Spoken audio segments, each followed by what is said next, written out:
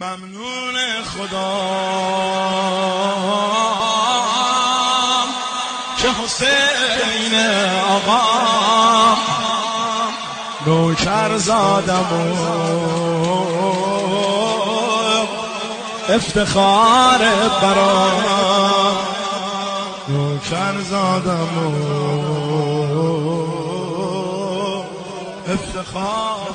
تو هم میخوای بگی ممنون خدا